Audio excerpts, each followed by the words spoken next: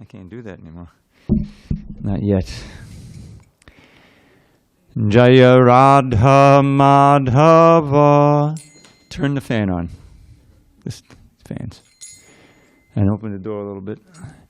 Jaya Radha Madhava Kunjabi Hari.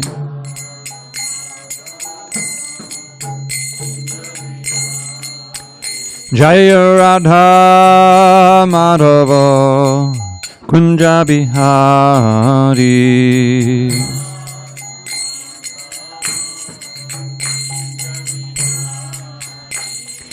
Gopi Janavallabha Girivaradhari.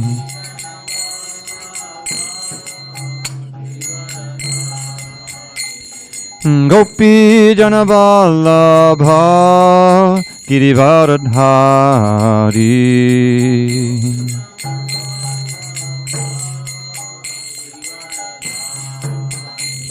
Yashodanandana Padajana Ranjana.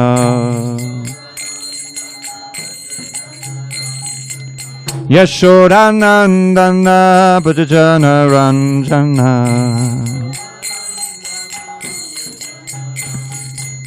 Yamuna Tira Vanachari. Jamuna Tira Vanachari.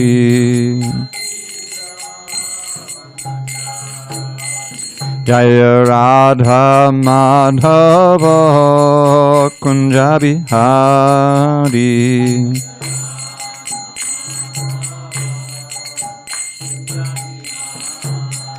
Jaya Radha Madhava Kunjabi Hari.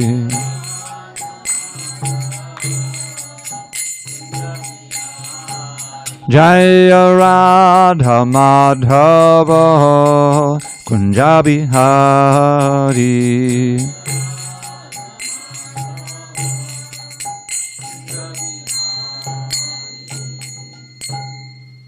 Jai Mr. Pad Paramahansa Padavijacharya Ashtotar to the Sri Srimad Divine Grace Srila A.C. Bhaktivedanta Swami Prabhupada ki Jai. ISKCON BBT Founder Acharya Srila Prabhupada ki Jai. Jai Om Vishnupad Paramahansa Padavijacharya Ashtotar to the Sri Srimad Divine Grace Srila Bhakti Siddhanta Saraswati Thakur ki Jai. Ananda Koti Vaishnavinda ki Jai. Namacharya Srila Haridas Thakur ki Jai. Srimad Bhagavad Gita ki Jai. Samaveda Bhaktivinoda ki Jai. All glories to the assembled devotees. All glories to the assembled devotees. All glories to the assembled devotees. All glories to Guru and Gauranga.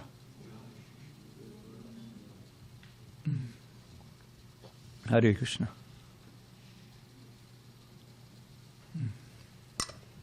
Hare Krishna. Tapas, you there? No. Who knows the verse for sure? Absolutely so sure. I'm here. So the verse is, I think, 18:12. All right. You said think. I think. Are you sure? Yeah, I'm sure. Okay. 18:12 it is. Okay. Om Namo Bhagavate Vasudevaya. Om Namo Bhagavate Vasudevaya. Om Namo Bhagavate Vasudevaya. On this 22nd day of November 2021 in San Diego, we're reading from Srimad Bhagavad Gita as it is, translation and commentary by His Divine Grace A.C. Bhaktivedanta Swami Prabhupada. We are in chapter 18, the conclusion, the perfection of renunciation, text number 12. Anishtam, Ishtam, Mishram Cha, Trivadham, Karmana, Palam, Bhavati, Atyaginam, Pretya, Natu, Sannyasinam, Kvachit, Anishtamishtam Vishram Cha, Trivadam karmanak palam bhavatyajaginam pretya natu sannyasinam kvachit anishtamishtam mishram cha trivadam karmanak palam bhavatyajaginam pretya natu sannyasinam kvachit anishtamishtam mishram cha trivadam karmanak palam bhavatyajaginam pretya natu sannyasinam kvachit anishtamishtam mishram cha trivadam karmanak palam bhavatyajaginam pretya natu sannyasinam kvachit anishtamishtam mishram cha trivadam karmanak palam bhavatyajaginam pretya natu sannyasinam kvachit. Who's next? Anishtamishtam mishram cha trivadam karmanak palam bhavatyajaginam pretya natu sannyasinam kvachit. Anishtamishtam mishram cha trivadam karmanak palam bhavatyajaginam pretya natu sannyasinam kvachit. I think over here. But I think she's seen you. Mataji, you want to chant? Okay, go ahead, Donovan. Anishtamishtam mishram cha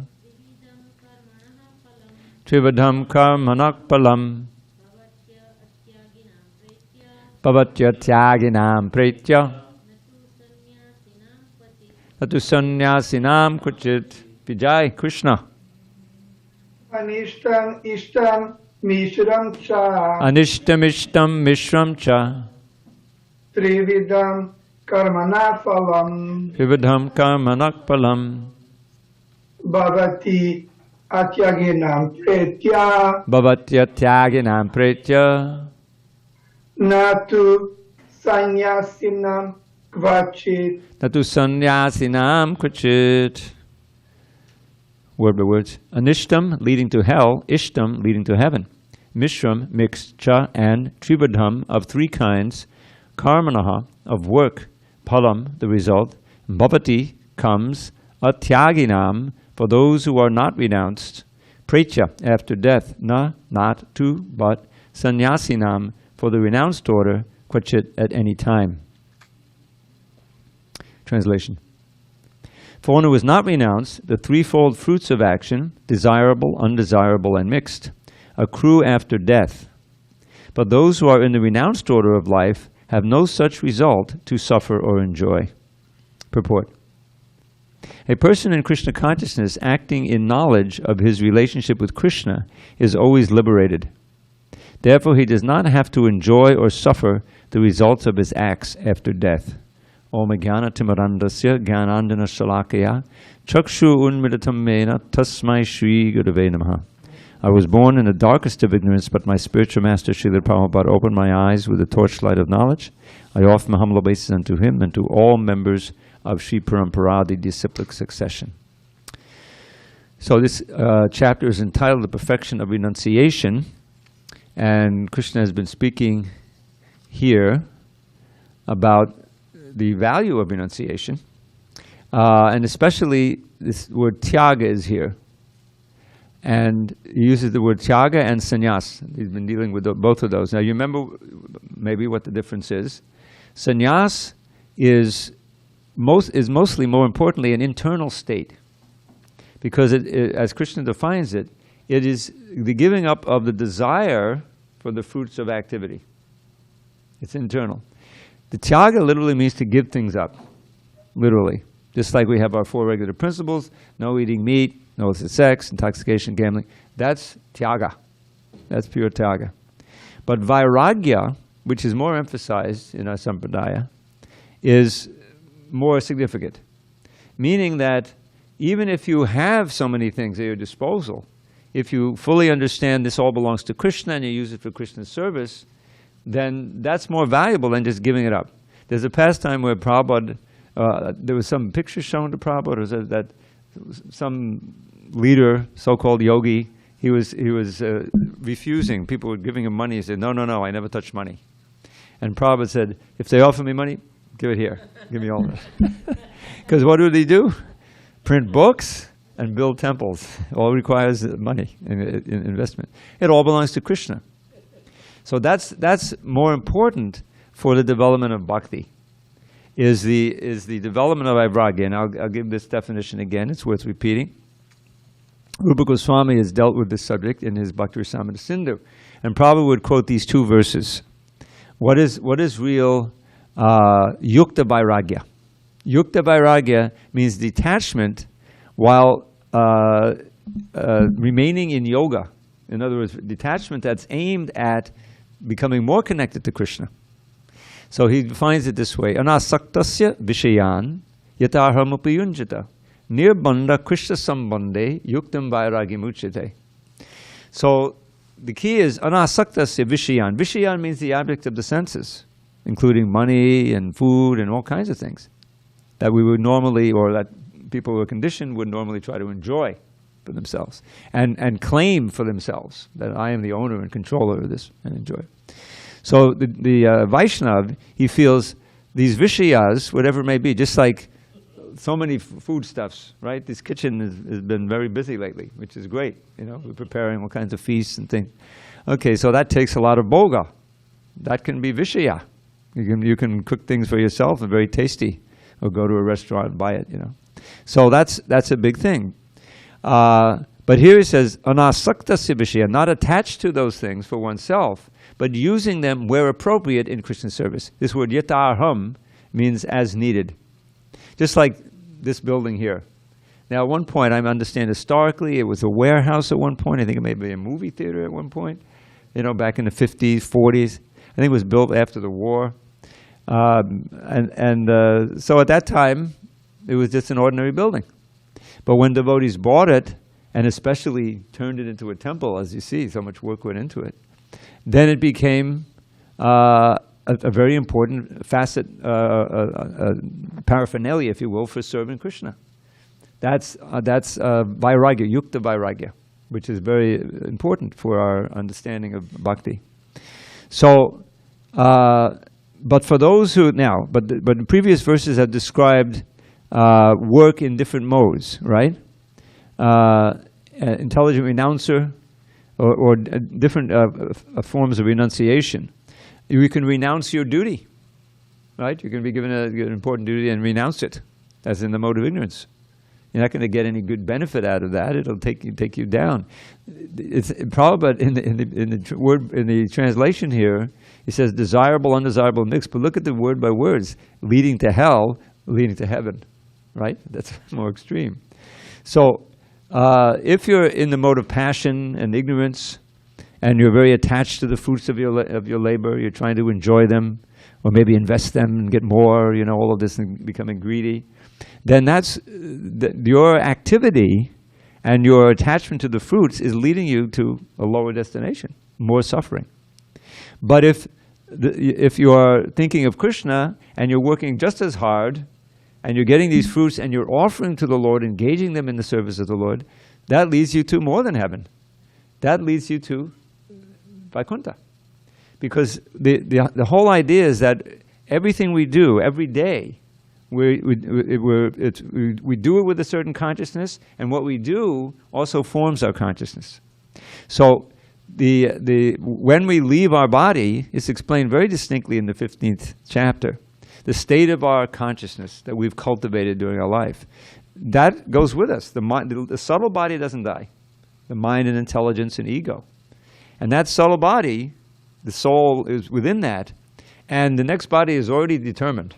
We've created a certain consciousness, and the most prominent thought, and all of these unfulfilled desires and these attachments, and then there's the karma, good or bad. All of this is calculated by, what does it say? Karma na daiva netram, by the daiva. Daiva includes the super soul and the higher demigods who do the work of the super soul. And our next body is just waiting for us. And 99% of the time in this world, it's a material body and often a lower body than the human being. Because, you know. So we don't want to accrue, certainly, an ishtam, but we also don't want the ishtam. We don't want to say, now finally I can cash in all my good works that I've done, you know. No, we're not into that. That's not going to help us. Krishna says very distinctly in the 9th chapter, Trividya mam soma paputa papa yagjayastra swargatim pratayande te punyamasara surendra loka mashnandi divyan divideva bogan. In that verse he's describing the knowers of the 3 Vedas. This means the Vedas that deal mostly with karma kanda. They drink the soma ras and they aspire to practice all kinds of sacrifices in order to go to heaven, material heaven. Soma papa yagya ishtva swargatim. Swargatim means the goal of swar, which is heaven. Pratayante, that's their goal. And if they succeed, te punyamasada surendra lokam, they go to Indra Loka. Ishna ashnanti divyan devideva bogan, and they enjoy godly delights. But what's the next verse? Because a big bring down right here in the 9th chapter. Te tam bhukva swarga lokam vishalam chine punye martya lokam vishanti. What does it say? In this way they go and come. They don't get anywhere. So then you come down from that, and you have to suffer here. And that's for those who are strict followers, and they actually go to heaven. But what we have today, especially in the Western countries, no one knows any about these sacrifices. And so they're just accruing the anishtam karma. So our purport, a very succinct purport, a person in Krishna consciousness acting in knowledge of his relationship with Krishna is always liberated. Why? Because we're not really the impetus to our activities. Our impetus is the desire of Krishna as expressed and understood through the Shastra and the spiritual master. So we're not initiating the activities. You know, like life in the ashram. With certain rules, you got to get up at a certain time, you know. None of it is spontaneous yet, you know. Didn't come, okay, I understand I want to advance in Krishna consciousness, so I have to do A, B, C, and D. So that's not my own idea, you know. This is something that's been given to me, and I follow it as a matter of duty in order to cultivate a certain consciousness. And that keeps going. Right? Then your duties during the day can be given by higher authorities. So you're doing something, but your motive, the whole thing is the motive. The motive is not, okay, you know, I'll do this, get my paycheck, and be able to pay my mortgage or my health care, you know. You know, that's why I'm doing it, you know. But no, that's not why we're doing it. We're doing it in order to purify our heart, our senses, in order to get closer to Krishna, and in order to advance in devotional service. So the final fruit is the prema pal. You know, the wonderful, because they're talking about a fruit here, right? Pala. The Lord Chaitanya, in his teachings to Rupa Goswami, 19th chapter, Madhya Lila, he describes, this Prabhupada will quote this verse very, very often, Brahmanda Brahmante Kon, Bhagyavan Jeev, Guru Krishna Pasare Pai, Bhakti Lata Bij. So we're wandering up and down Brahmanda in the different parts of the universe. Different planets, different bodies, everything. Who knows how long? Many lives of Brahma. So the fortunate soul, the Bhagyavan Jeev, by the mercy of Guru and the mercy of Krishna. Prabhupada made it clear, I heard this on a tape recently. First comes the mercy of Guru, then comes the mercy of Krishna. So in other words, you have to meet someone who can serve as a Guru. Now I keep making this point. If you read the first chapter of the Adi Lila, it's a discussion of the Gurus. The Shiksha Guru and the Diksha Guru, mostly. And there's also another one, Vartma Pradarshika Guru. When Bhaktidanya goes out and he distributes his 5 books, or however many you do, you're acting as a Vartma Pradarshika Guru. 4 books? Is that your high? No, I don't want to insult you. I'm just joking. But that's a glorious activity, because he's giving someone their chance, if they open the book and actually read it, to get closer to Krishna, to be curious, to be inquisitive about what's this all about? Transmigration, it's all, bliss. I like to get some bliss. Let me check it out. Whatever. So Vartma Pradarshini means someone who shows the path, the Guru shows the path. And any one of us can take that role.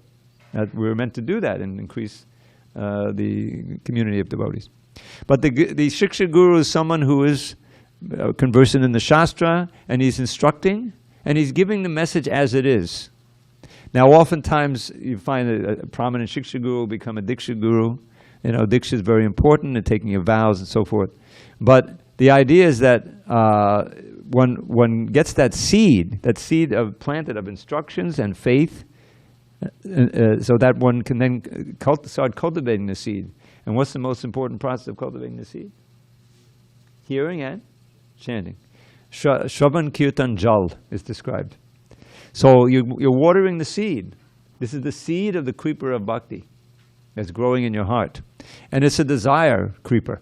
We already have many creepers growing in there. They're not bhakti creepers, But we have to stop watering them so that they gradually wither and die, And we'll just be careful to water the bhakti creeper.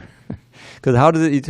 And then if everything goes right, it keeps growing and growing, and eventually it penetrates through the covering of the universe and goes into the Goloka Vrindavan, and then comes down, takes shelter of Krishna's lotus feet, and the fruit is then there, the fruit of love of God, Prema Pala. Wonderful. And it's very important purports, because it describes how the offenses you can. First of all, there's weeds that also can take the energy of that you. So those weeds are your other desires, your other desire creepers that we all have in our heart. Those we have to starve, basically. And it's true that if you don't feed them, gradually the desire creeper of bhakti overwhelms that. And the things that were bothering you, addictions or distractions, they lose their power. This is mentioned right in the third canto of Kapila Dev. And they eventually it's just like, whew, how did I ever care about that? And then the things that I used to be into and that were distracting me and bothering me and giving me so much anxiety, no more attraction. And that is one of the preliminary, very noticeable benefits of just practicing Krishna consciousness, is that you can get beyond some of these things that are tying you down, and anxiety and all kinds of things, So here he's saying in Krishna consciousness, knowledge of devotion to Krishna is always liberated, and liberated here means mukta sangha. I used this phrase in the last night's class. I was talking about the preeminence of kirtan, Harinam Sankirtan as the process of the age. And there's that famous verse, and this is one that we should gradually learn. Kala doshanide rajan asti eko mahadguna kirtanadeva krishnasya mukta sangha parambrajet. Mukta sangha. Sangha, as I point out again and again, means association, obviously, sadhu sangha, but it also means attachment. By your association, you form your attachment. So here it says mukta sangha. By that, this age of Kali is an ocean of faults. Everyone here in this room has realized of that fact. Is it right? Does anyone want to argue that this is the greatest age? It's an ocean of faults. Not so good for self-realization and practice of yoga. But there's one very special quality. Asti eko mahan guna, great quality. Simply by practicing Sankirtan of the holy name. What does it say? Kalir nidirajan asti mahan gunat kirtanad eva krishnasya. It's got to be of Krishna's name. Mukta sangha and param vijayat. You become free from attachment, material attachment. And that implies also free from material association. That we have to also do consciously. And param vijayat, you go to the supreme abode. This is this is our great opportunity here. So that's what's being talked about here. If you're attached to the fruits of your work, totally material, then they accrue, and depending on what mode you happen to be in, it'll take you to hell, take you to heaven, or somewhere in between, but it'll keep you in the material world. That's the point. So we want to practice tyaga of those things that is necessary, but mostly we want sannyas, the mood of sannyas, which is based on vairagya, because that allows us to use the things that we normally give up. We don't have to give it up. We can use it in Krishna's service. The biggest attachment we have is to this body itself, isn't it? There's a beautiful verse in this in the 87th chapter of the 10th canto. I don't think you'll ever hear anyone else quoting this verse, but here's how it goes. If I can remember. Now I'm not quoting it. If I get the first word. Anyway, the import of the verse is this. And that is that here's the one of the personified Vedas praying to Mahavishnu before the creation. This is a very significant prayers. You'll see in the Krishna book, it takes half of the book. It's a very long verse chapter because there's many, many commentaries. So it says, kulai midamapasurit priyavach chadatit ton maketvihi te priya manicha nabadadamantaho sadopasanayat mahano yadunushiye brahmat urubaye kushade debata. That's more or less what it was. So what they're saying is the human form of life is a very great opportunity for serving you, O Lord. And if one does so, employing its senses and mind, intelligence in the service of the Lord, then the body becomes your dearest friend and becomes actually a source of great joy because it's used as a means of serving the Lord. Just like everything in this temple, it's actually worshipable. When you look at it, it's not an ordinary wall, it's not an ordinary floor, even a broom. Everything is sacred because it's used for Krishna's service. So what to speak of your body itself, you see. So, but alas, then the second half of the verse is, I'm leaving, those who do not take their pleasure in serving you, my Lord, then here's the key phrase, asadupasana mahano. Asadupasana means literally worshiping the asat, the old thing in the Bible where they worship mammon, right?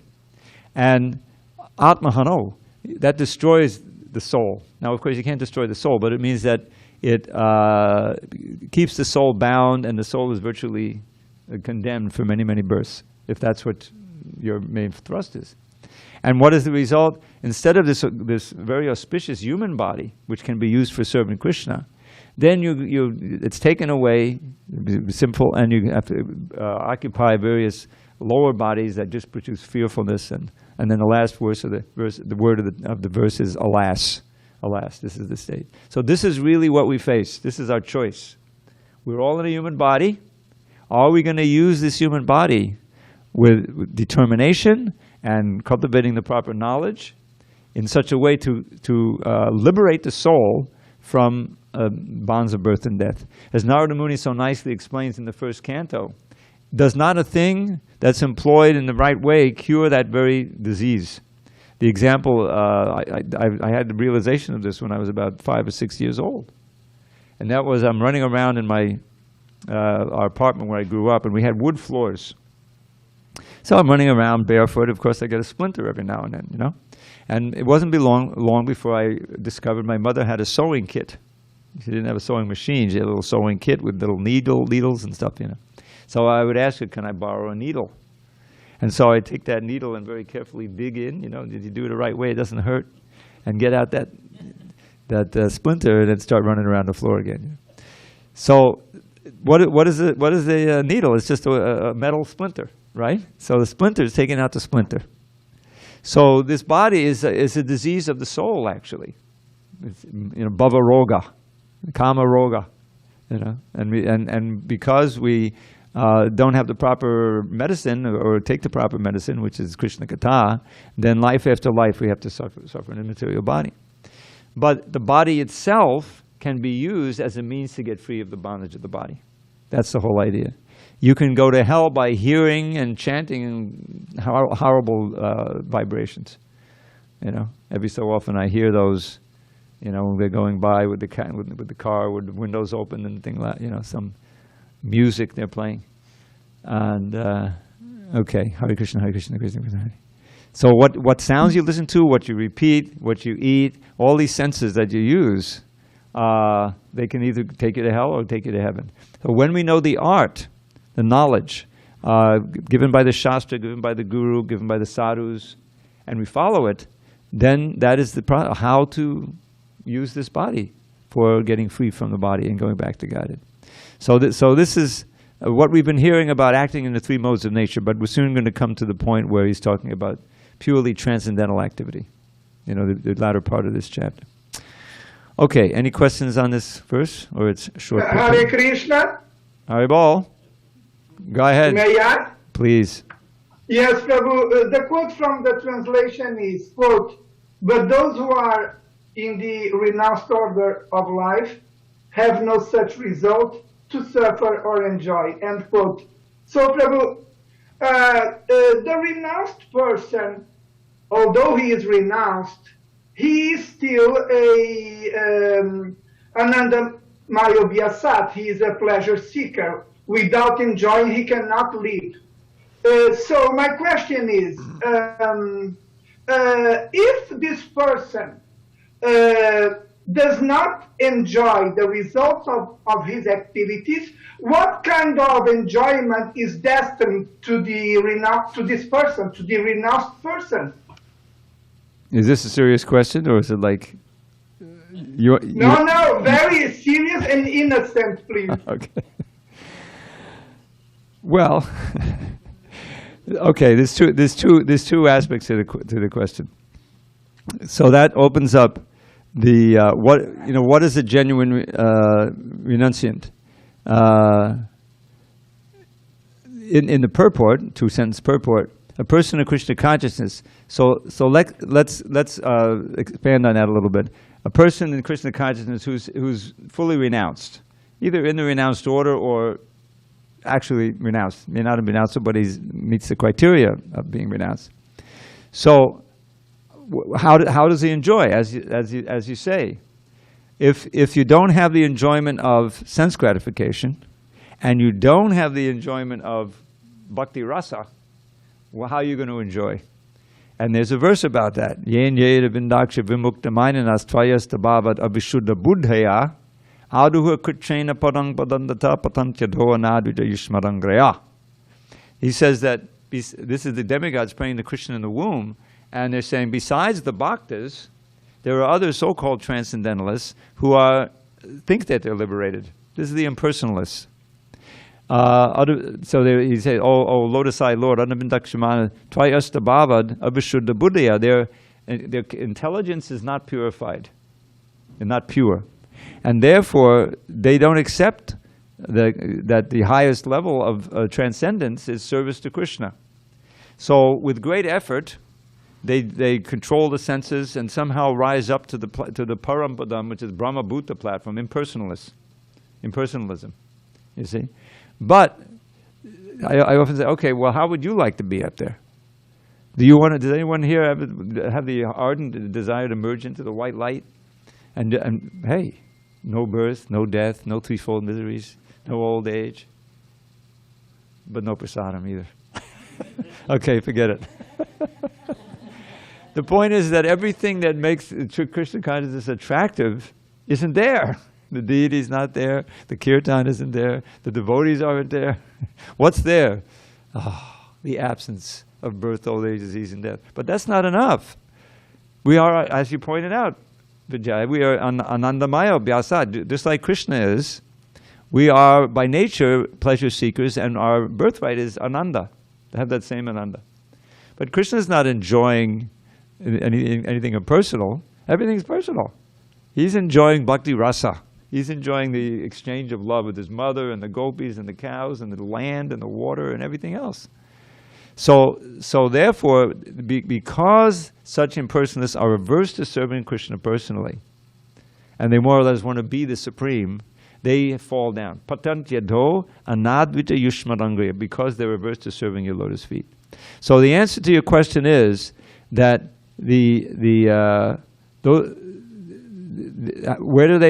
how do they enjoy? The real sannyasis enjoy by engaging in Krishna consciousness, by chanting the holy name, by preaching Krishna consciousness, by building temples, by going on parakram, by doing everything that we do to glorify the Lord. Yeah, don't forget Prahlad Maharaj's wonderful verse where he says, Naivod Vijay Padadorati Avaitaranyas. My dear Lord, he's speaking to Shringadev, I have absolutely no problem, no udvijay, because Twadviya Gayana Mahamata Magna Chitta. And wherever I am, I can chant your powerful glories and immerse my mind in an ocean of nectar. And he proved it. Even in the middle of the pot of boiling oil, he's still thinking of Krishna and chanting his glories, and he wasn't suffering at all.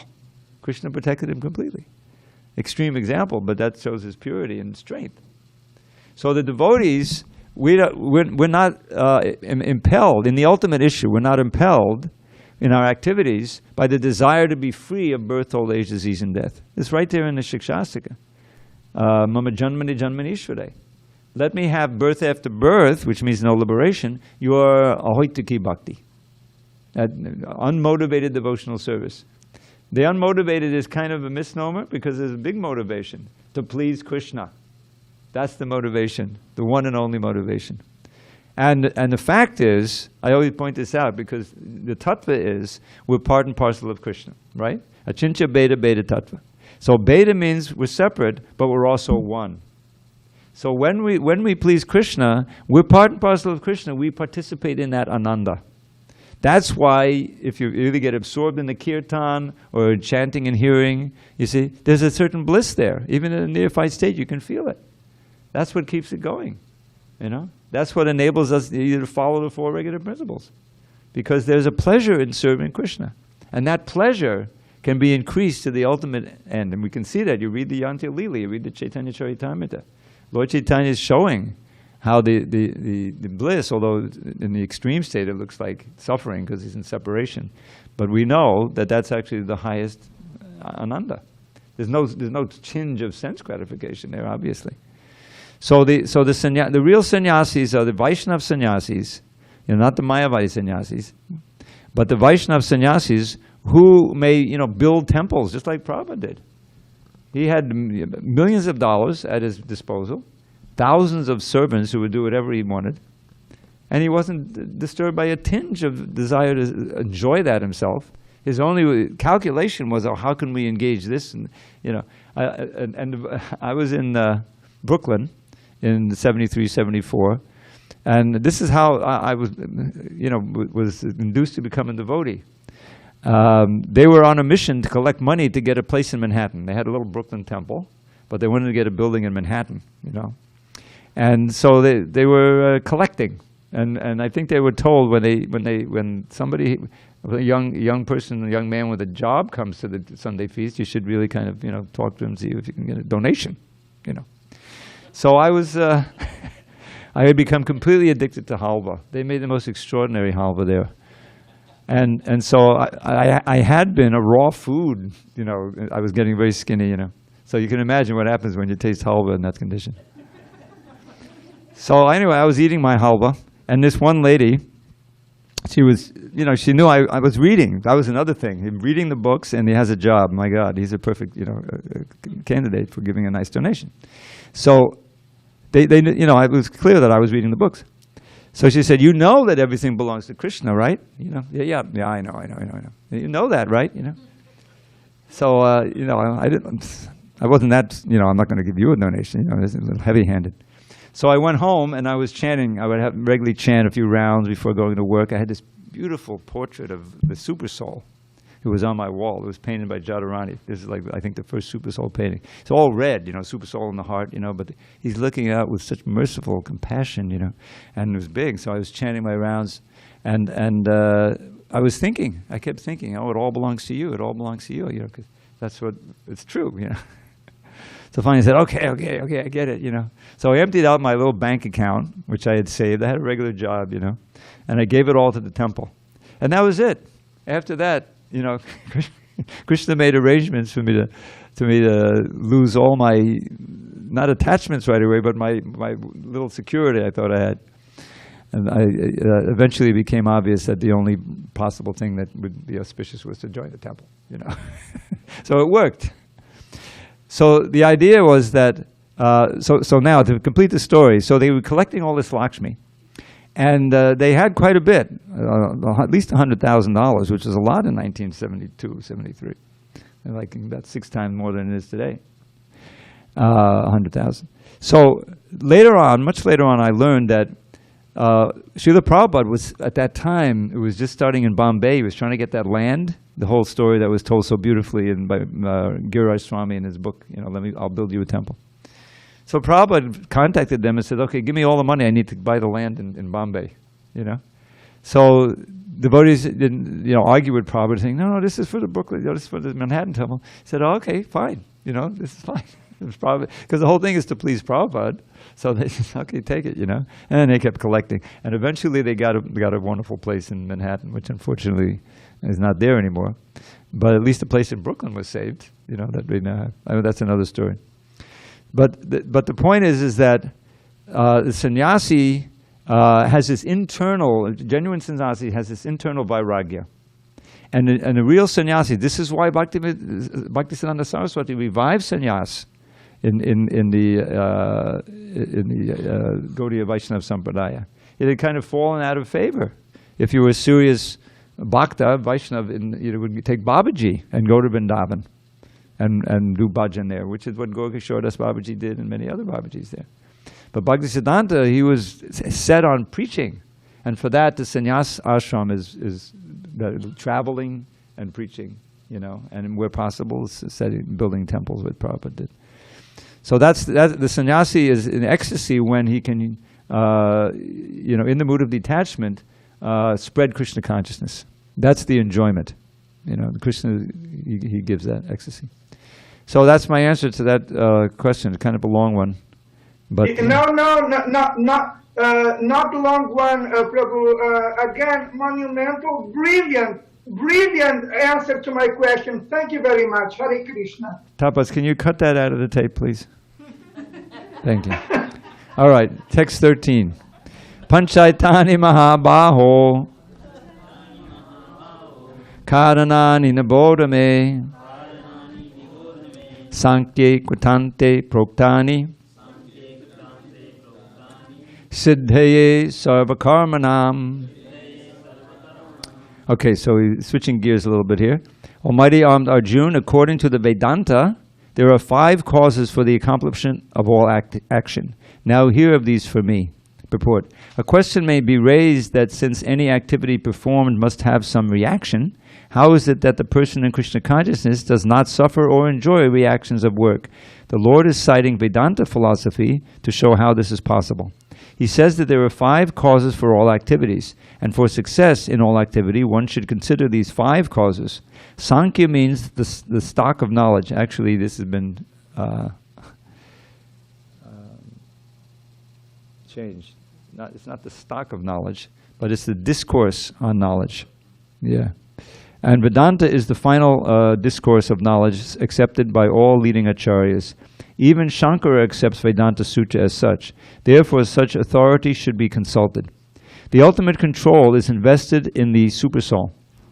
As it is stated in the Bhagavad Gita, Sarvasya Chaham Vriddhisannavishta. He, the Supersoul, is engaging everyone in certain activities by reminding him of his past actions. And Krishna-conscious acts done under his direction from within yield no reaction, either in this life or in the life after death. Okay, so we're going to read the next one because it tells us what those 5 factors are. Adhishtanam tata karta karanam cha pratagvidham vivadas cha pratak cheshta daivam chaivatra panchamam. The place of action, the body, the performer, the various senses, the many different kinds of endeavor, and ultimately the supersoul. These are the 5 factors of action. Purport. The word adhishtanam refers to the body. The soul within the body is acting to bring about the results of activity and is therefore known as karta, the doer. That the soul is the knower and the doer is stated in the Shruti. Esha hi drashta srashta. Prashna Upanishad 4.9. It is also confirmed in the Vedanta Sutta by the verses Gyota Eva, 2.3.18, and Karta Shastra Tatvat, 2.3.33. The instruments of action and are the senses, and by the senses the soul acts in various ways. For each and every action, there is a different endeavor. But all one's activities depend on the will of the Supersoul, who is seated within the heart as a friend. The Supreme Lord is the super cause. Under these circumstances, he who is acting in Krishna consciousness under the direction of the Supersoul situated within the heart is naturally not bound by any activity. Those in complete Krishna consciousness are not ultimately responsible for their actions. Everything is dependent on the Supreme Will, the Supersoul, the Supreme Personality of Godhead. So this is really a key understanding. And now the question may arise, okay, that makes sense. There's these 5 causes of action. But how am I going to access that Supersoul? I can't hear what he's saying, And the answer is by the instructions of the Guru and the Shastra. It comes externally. And this is why the importance of the spiritual master, genuine spiritual master, is so much emphasized. Because we need to have that, as Prabhupada memorably called it, the transparent medium. He would call it the vaya medium. But transparent medium through which the genuine teachings can be expressed in a way that you can understand them. And just like these books that we relish, why are they so important for us? First is, they're in a language that we can read. This Bhagavad Gita was there for how many years? 5,000 years. But it was in Sanskrit. I mean, some of you may be, a few of you may be able to read that Devanagari, but I can't. So it stayed buried for a long time. But Prabhupada took the trouble of translating. And I'm telling you, the real essence of these translations, what's that's unique that Prabhupada gave, aside from so many other things, but the main are these word-by-word meanings. The word-by-word meanings give you a chance to relish the sound and get into. I never studied Sanskrit formally, but obviously I love to chant, and part of it is the nice beat, because I have a certain. So I was immediately attracted, but it still would remain mysterious. If there weren't those synonyms there, I would never get into the Sanskrit. But that enables you to see how the Sanskrit becomes in the English. And you can see, the word, but Prabhupada's emphasizing this word is important. You can check what it means.